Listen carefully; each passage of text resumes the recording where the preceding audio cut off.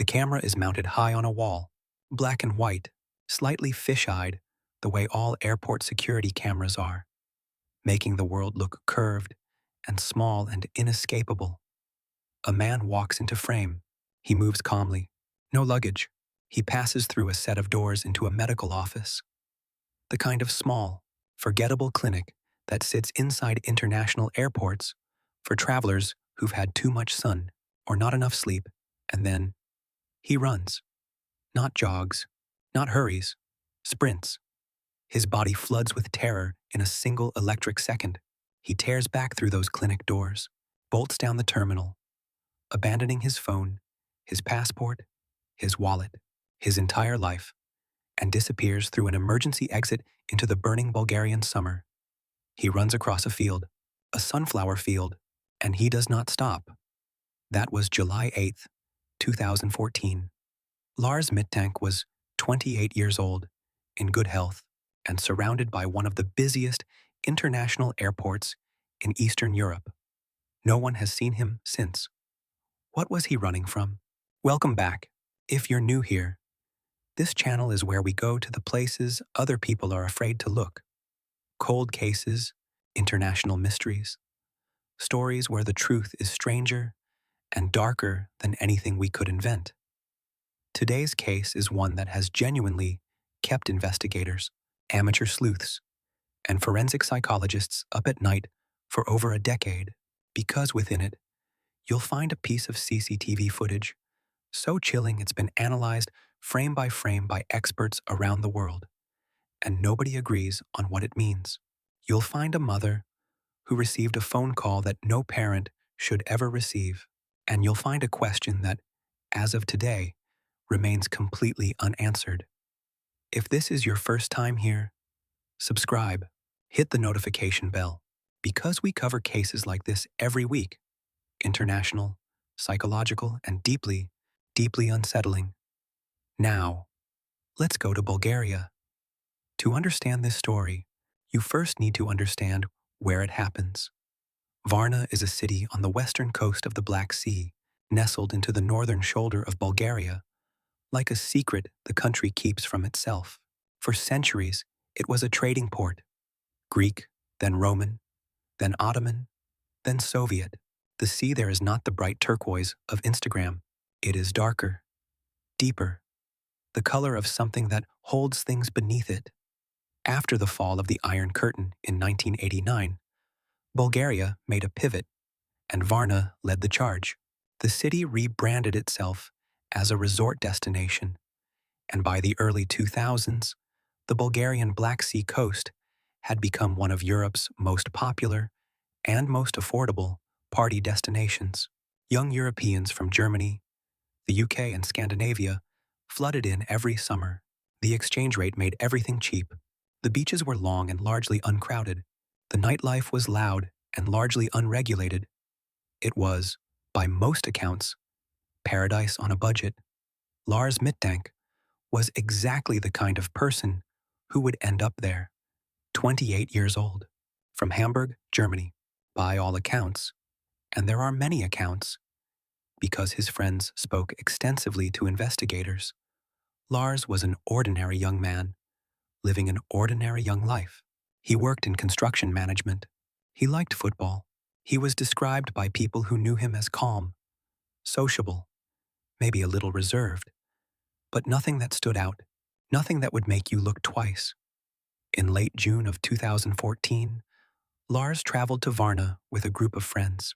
A lad's holiday, sun, sea, cold beer, cheap food. The kind of trip that young men in their 20s have been taking since budget airlines made it possible.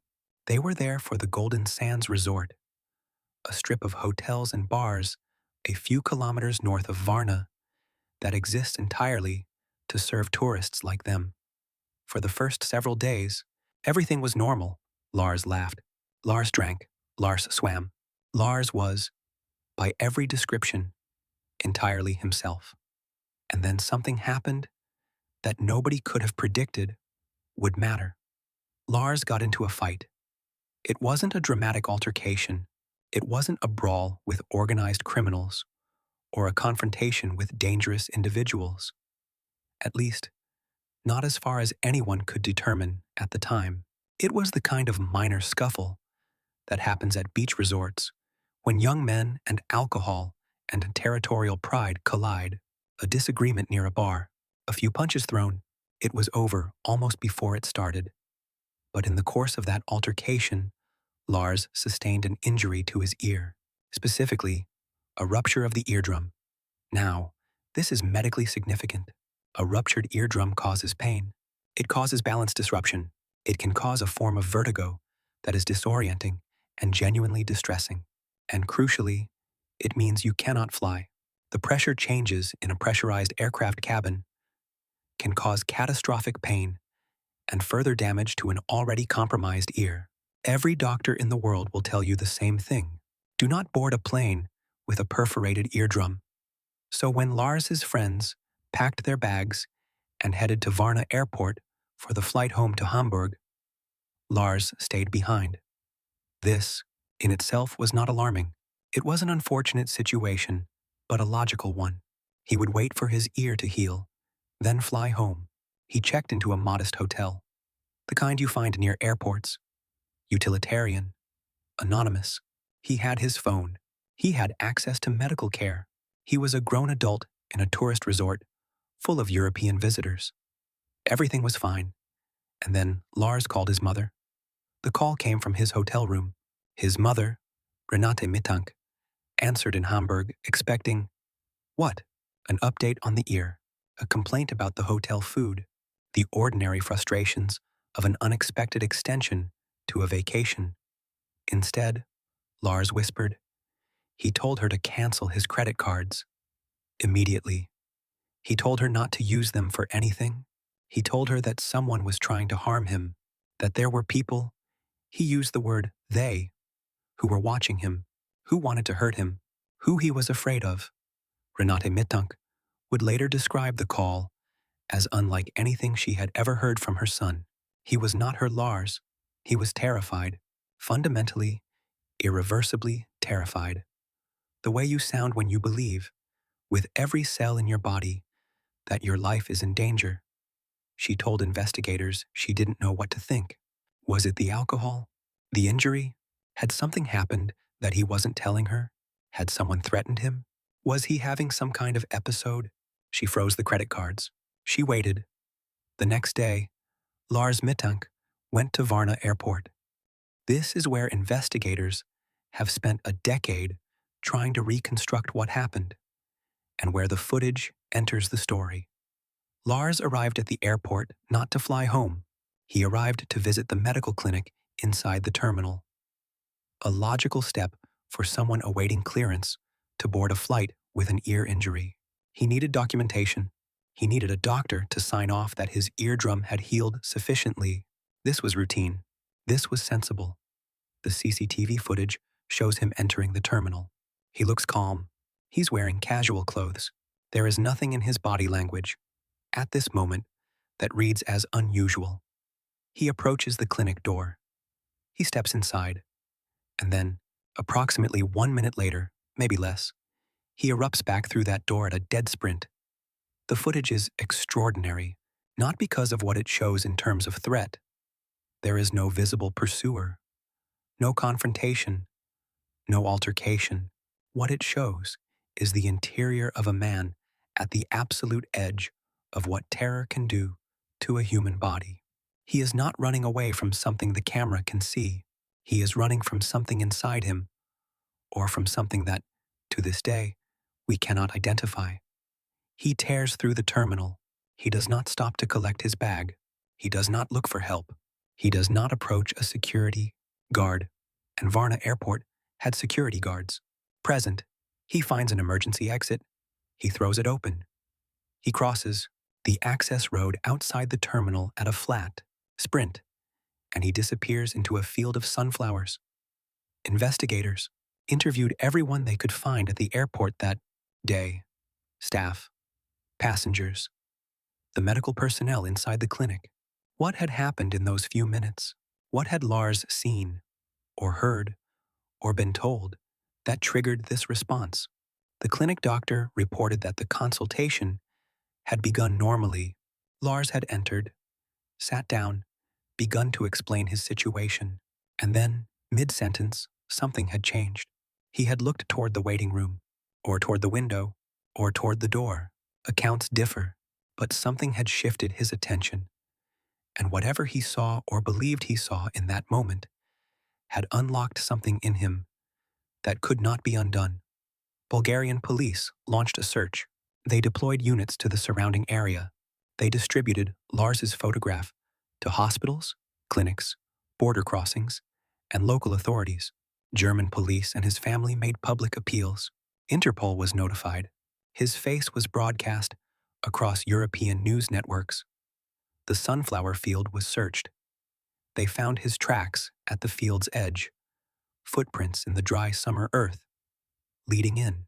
But the trail dissolved within the field itself, swallowed by the dense rows of tall plants and the iron Bulgarian heat. Beyond the field, nothing. In the years since Lars vanished, investigators and armchair detectives alike have attempted to construct a coherent explanation for what happened. And here is where the case becomes genuinely, philosophically destabilizing, because there is not one explanation. There are several, and every single one of them is disturbing in a different way. The first theory, and the one that investigators initially leaned toward, involves the fight. The altercation Lars had at the resort was, on its surface, minor, but Bulgaria's Black Sea coast in 2014 was not entirely free of organized criminal influence.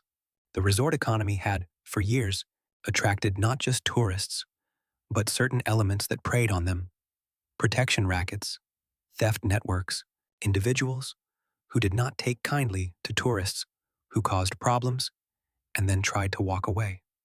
Some investigators theorized that the fight had not been as minor as it appeared, that Lars had, without knowing it, crossed someone or something that then followed him, that the paranoia was not irrational, that when Lars whispered to his mother that they were after him, he was describing something real.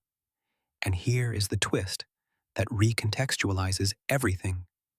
Because if this theory is correct, it means the man sprinting out of that airport was not having a breakdown. He was escaping. But there's a second theory, and this one is not about criminals. Forensic psychologists who reviewed the footage and the timeline noted something significant: the pattern of Lars's behavior, the sudden and total paranoia, the whispering phone call, the belief that he was being hunted by unnamed they, the explosive flight response, is consistent with the onset of an acute psychiatric episode. Specifically, some experts pointed to a first psychotic break. A first psychotic episode, particularly one involving paranoid delusions, can emerge in young adults with no prior psychiatric history, often triggered by stress, physical illness, or certain substances.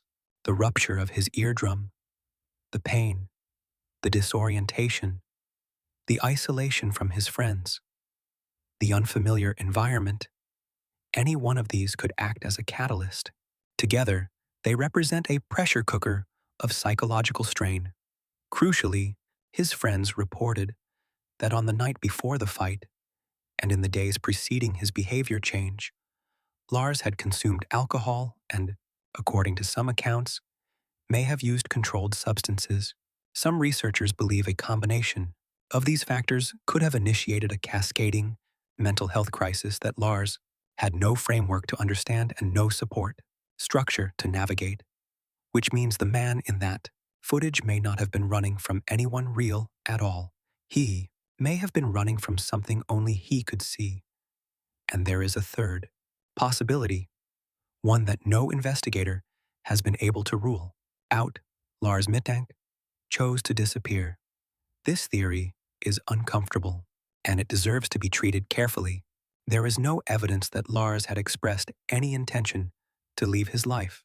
His family described him as happy, stable, socially connected.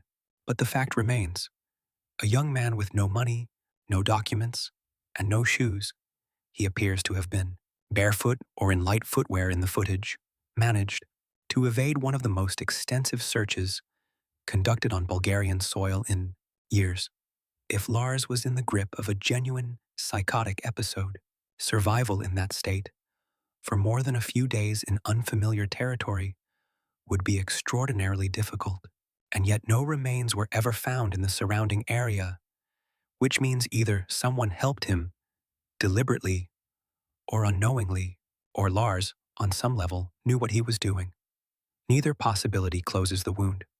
As of today, Lars Mittank has never been found. He was declared missing, not deceased, by German authorities.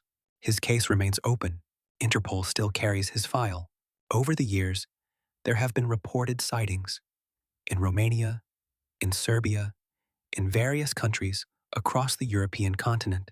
Some were credible enough to warrant follow-up investigations. None produced Lars. His mother, Renate, has continued to speak publicly about the case, and her advocacy has kept Lars's face in the public consciousness for over a decade. In a 2015 interview, she described the particular cruelty of disappearance, that unlike loss, it allows no closure, that every day is a door that might still open. What the Lars Mittank case reveals is something deeply unsettling about the fragility of the self. Here was a man surrounded by modernity, CCTV cameras, mobile phones, airports, international law enforcement, and he still managed to vanish completely, or was vanished. The distinction matters enormously, and we cannot make it. The CCTV footage will continue to circulate. People will continue to watch a young man sprint through a corridor in grainy black and white and try to read the truth in his body. But bodies don't always tell us what we want to know. Sometimes they only show us the running. Lars Mittank was someone's son, someone's friend, a young man who laughed on a beach in Bulgaria for a few days before something broke, or something found him. He deserves to be remembered as that person first, and as a mystery second. Wherever he is, if he is, I hope he found his way out of the field. I want to know what you think. And I mean genuinely, this case splits people into very clear camps. Was Lars Mittank experiencing a psychotic break? A mind that had turned against him in the most terrifying way? Was he running from something real? A threat we can't see on that CCTV footage because the camera never caught it? Or did Lars, in some way we don't fully understand, choose this? Drop your theory in the comments. Be specific. I read every one. And if you haven't subscribed yet, do it now. We cover true crime cases from around the world every week. The cases that don't make the English language headlines, the stories buried in Eastern European court records and Baltic newspaper archives and South American cold case files, the stories that deserve to be told.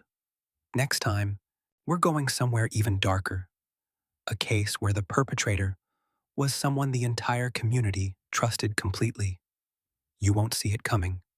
Stay safe out there.